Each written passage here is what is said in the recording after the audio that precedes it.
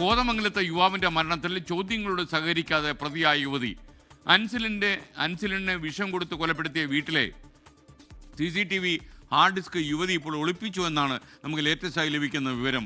കൊലപാതക കാരണം പോലീസിനെ കണ്ടെത്താൻ കഴിഞ്ഞിട്ടില്ല. ലാൽകൃഷ്ണൻ തൊടുപുഴയിൽ നിന്ന് വിവരങ്ങളുമായി ചേരുന്നു. Good morning Lalkrishnan.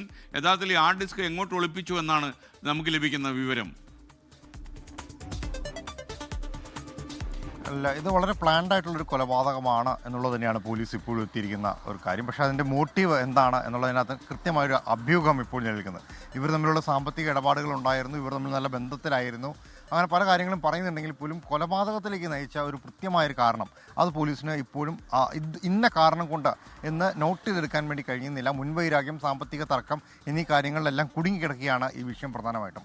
മാത്രമല്ല, ഇതുമായിട്ട് ബന്ധപ്പെട്ട് എന്ത് ചോദ്യം ചോദിച്ചാലും ഈ യുവതി പ്രതികരിക്കുന്നില്ല. ഇതിനകത്ത് ഏറ്റവും രസകരമായ അല്ലെങ്കിൽ ഏറ്റവും ഞെട്ടിക്കുന്ന കാര്യം എന്ന് പറയുന്നത്, ഇയാൾക്ക് വിഷം കൊടുത്ത് ഇയാൾ ഇതിൻ്റെ പരാക്രമം മുഴുവൻ കാണിച്ച് ആ വീടിൻ്റെ തിണ്ണയിൽ കിടന്ന് ഉരുണ്ട് മറഞ്ഞ് പോകുന്ന സമയത്താണ് പോലീസ് ആശുപത്രിയിലേക്ക് കൊണ്ടുപോകാൻ ആംബുലൻസുമായിട്ട് വരുന്നത്. ഇയാൾ തന്നെയാണ് പോലീസിനെ വിളിക്കുന്നത്. പോലീസിനെ വിളിച്ചതിൻ്റെ പിന്നാലെ ഇയാളുടെ മൊബൈൽ ഫോൺ എടുത്ത് ഈ യുവതി കാട്ടിലേക്ക് വലിച്ചെറിയുകയും ചെയ്തു. ഈ പോലീസ് വന്ന സമയത്തും ഈ വെളുപ്പിന് 3:30-4 മണിയായ സമയത്ത് ഈ യുവതി ആ വീടിൻ്റെ മുറ്റത്ത് തന്നെ നിൽക്കുന്നുണ്ട്. വരുന്ന പോലീസുകാരോട് ഇവർ പറയുന്നത്, കുറേ നേരമായി ഇവിടെ കിടന്ന് പ്രശ്നം കാണിക്കുന്നു, വലിയ ശല്യക്കാരനാണ്, നിങ്ങൾ കൊണ്ടുപോകുന്നെങ്കിൽ കൊണ്ടുപോകും എന്നുള്ള രീതിയിലാണ് പറഞ്ഞത്. അതോടൊപ്പം അൻസലിൻ്റെ വീട്ടുകാരോട് പറഞ്ഞത്, ഇയാൾ എൻ്റെ വീട്ടിൽ വന്ന് വിഷം കഴിച്ച് ആത്മഹത്യ ചെയ്യാൻ ശ്രമിച്ചിരിക്കുന്നു എന്നുള്ള രീതിയിലാണ്. അതായത് ഇതൊരു കൊലപാതകമല്ല, ആത്മഹത്യയാണ്, തൻ്റെ വീട്ടിൽ വന്ന് തന്നെ ശല്യം ചെയ്ത് ആത്മഹത്യക്ക് ശ്രമിച്ചു എന്നുള്ള രീതിയിലാണ് ആദ്യം ഒരു കഥയെല്ലാം കുക്കടപ്പ് ചെയ്തത്.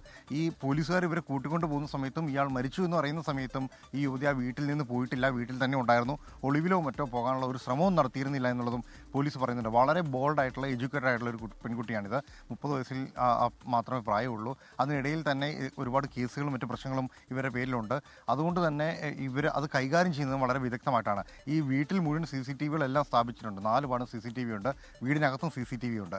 ഈ അൻസിൽ വന്ന സമയം മുതലുള്ള ഒരു വിഷ്വൽസും കിട്ടാതിരിക്കാൻ വേണ്ടി ഈ സംഭവത്തിന് മുമ്പോ ശേഷമോ അവിടുത്തെ ഹാർഡ് ഡിസ്ക് പൂർണ്ണമായും മാറ്റിയിട്ടുണ്ട്. അത് എങ്ങോട്ട് മാറ്റി, എപ്പോൾ മാറ്റി എന്നതിനെക്കുറിച്ചൊന്നും ഒരു സൂചനയും ഇവർ നൽകുന്നില്ല. പ്രത്യേകിച്ച് പോലീസ് എന്ത് ചോദിച്ചാലും ഒരു തരത്തിലും പ്രതികരിക്കാതെയാണ് ഈ യുവതി മുമ്പോട്ട് കൊണ്ട് കൃത്യമായ തെളിവുകൾ മുമ്പോട്ട് വെച്ച് അടപടലം പൂട്ടി എന്നൊക്കെ നമ്മൾ പറയില്ല, അങ്ങനെ കാര്യങ്ങൾ മുന്നോട്ട് വയ്ക്കുമ്പോൾ മാത്രമേ അതവർ സമ്മതിക്കുന്നുള്ളൂ. അങ്ങനെയാണ് ഒരു കൊലപാതക കുറ്റം അവർ സമ്മതിച്ചത്. പക്ഷേ അതുമായി ബന്ധപ്പെട്ടുകൊണ്ട് എന്ത് ചോദിച്ചാലും ഇവരുടെ ഭാഗത്തുനിന്ന് ഒരു നിസ്സംഗത മാത്രമാണ് പോലീസിന് കിട്ടുന്നത്. അത് പോലീസിനെ വല്ലാതെ കുഴയ്ക്കുന്നുമുണ്ട്. ഈ കേസ് മുമ്പോട്ട് കൊണ്ടുപോകുമ്പോൾ എങ്ങനെ ഏത് രീതിയിലാകും എന്നതിനെ കുറിച്ചുകൊണ്ട് പോലും പോലീസിന് സംശയമുണ്ട്. തിങ്കളാഴ്ച കുറ്റപത്രം സമർപ്പിച്ച് കസ്റ്റഡിയിൽ വാങ്ങാനാണ് പോലീസ് ഉദ്ദേശിക്കുന്നത്. ഈ കുറ്റപത്രത്തിൽ ഇതെല്ലാം കൃത്യമായി രേഖപ്പെടുത്തിയില്ലെങ്കിൽ കോടതി തന്നെ സ്വാഭാവികമായിട്ട് അവർക്ക് ജാമ്യം നൽകുന്ന അടക്കമുള്ള കാര്യങ്ങളിലേക്ക് പോകും. കാരണം എന്തുകൊണ്ട് കൊന്നു, എന്തിനു കൊന്നു, എങ്ങനെ കൊന്നു എന്നീ കാര്യങ്ങളെല്ലാം കണ്ടെത്തേണ്ടതുണ്ട്.